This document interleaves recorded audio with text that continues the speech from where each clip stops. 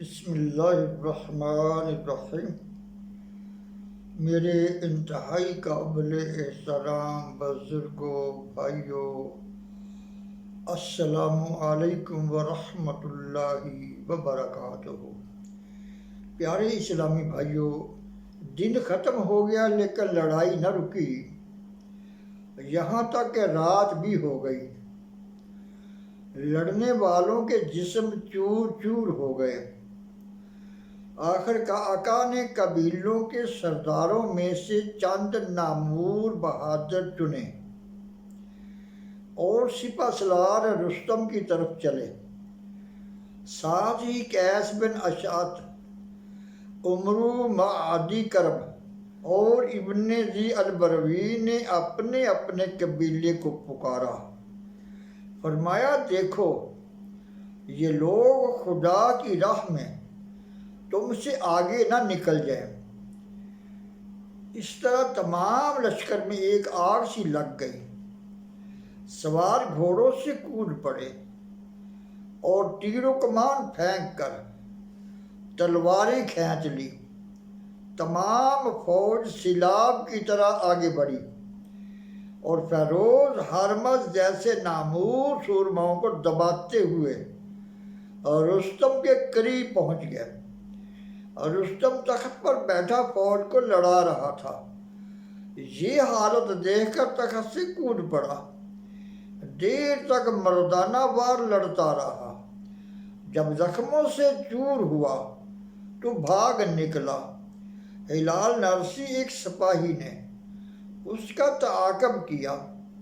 اتفاق سے ایک نہر سامنے آ گئی اور رستم نہر میں کود پڑا کہ تیر کر نکل جائے۔ ساتھ ہی ہلال نرسی بھی کود پڑے اور ٹانگیں پکڑ کر باہر کھینچ لائے اور پھر تلوار سے کام تمام کر دیا، یعنی اسے ہلاک کر دیا۔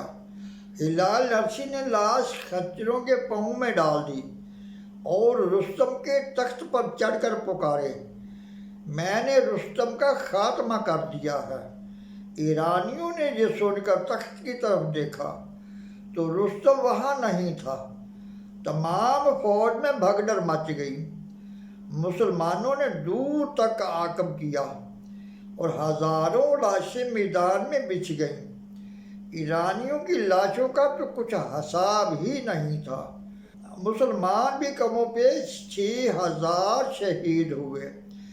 اس فتح میں چونکہ حضرت سعد رضی اللہ تعالیٰ عنہ خود شریک نہیں تھے، اس لیے فوج کو ان کی طرف سے بدگمانی رہی کہ شاید انہوں نے لڑائی سے جی چرایا ہے۔ یہاں تک کہ ایک شاعر نے یہ شعر کہے، میں برابر لڑتا رہا یہاں تک کہ خدا نے اپنی مدد بھیجی، لیکن سعد قادسیہ کے دروازے سے لپٹے رہے۔ ہم واپس لوٹے تو سینکڑوں عورتیں بیوہ ہو چکی تھیں، لیکن سعد کی کوئی بیوی بیوہ نہیں ہوئی۔ یہ اشعار اس وقت بچے بچے کی زبان پر چڑھ گئے، یہاں تک کہ حضرت سعد رضی اللہ تعالیٰ عنہ نے تمام فوج کو جمع کیا۔ ان سب کو ٹانگوں پر آبلوں کے زخم دکھائے۔ اس طرح یہ بات ثابت ہوئی کہ وہ واقعی مجبور تھے۔ حضرت سعد رضی اللہ تعالیٰ عنہ نے امیر المومنین حضرت عمر فاروق رضی اللہ تعالیٰ عنہ کی خدمت میں فتح کی خوشخبری بھیجی اور ساری تفصیل لکھی۔ ادھر امیر المومنین عمر فاروق رضی اللہ تعالیٰ عنہ کا یہ حال تھا کہ جس دن سے قادسیہ کی لڑائی شروع ہوئی تھی، ہر روز سورج نکلتے ہی مدینے سے باہر نکل آتے اور قاصد کی راہ دیکھتے رہتے۔ ایک دن اسی طرح شہر سے باہر نکلے تو دور سے ایک شتر سوار کو آتے دیکھا۔ انہوں نے آگے بڑھ کر پوچھا، کہاں سے آئے ہو؟ اس نے کہا، میں سعد رضی اللہ تعالیٰ عنہ کا قاصد ہوں، لیکن وہ امیر المومنین حضرت عمر فاروق رضی اللہ تعالیٰ عنہ کو نہیں پہچانتا تھا۔ اس نے کہا، میں قادسیہ سے آیا ہوں۔ اور سعد رضی اللہ تعالیٰ عنہ کا قاصد ہوں۔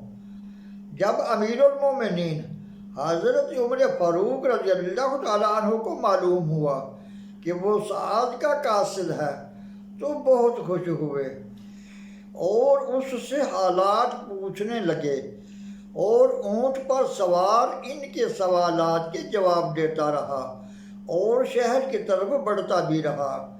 امیر المومنین حضرت عمر فاروق رضی اللہ تعالیٰ عنہ اس کے اونٹ کی رکاب پکڑے اس کے ساتھ ساتھ دوڑتے رہے، یہاں تک کہ کافی فاصلہ طے کیا اور اونٹ شہر میں داخل ہوا۔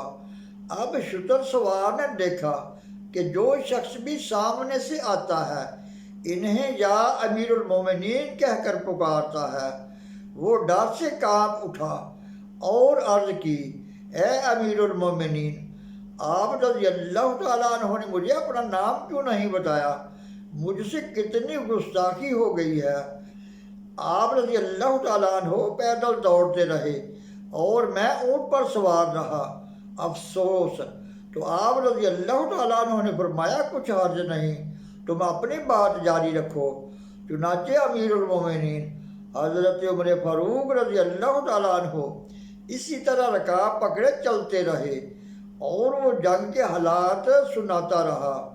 امیر المومنین حضرت عمر فاروق رضی اللہ تعالیٰ عنہ نے شہر کے اندر پہنچ کر مجمع عام میں فتح کی خوشی کی خبر سنائی اور یہ تقریر بھی کی، اے مسلمانوں، میں بادشاہ نہیں کہ تمہیں غلام بنانا چاہوں گا، میں خود خدا کا غلام ہوں۔ البتہ خلافت کا بوجھ میرے سر پر رکھ دیا گیا ہے۔ اگر میں اس طرح تمہارا کام کروں کہ تم چین سے گھروں میں سو تو یہ میرے حق میں بہتر ہے، اور اگر میری یہ خواہش ہو کہ تم میرے دروازے پر حاضری دو تو یہ میری بدبختی ہے۔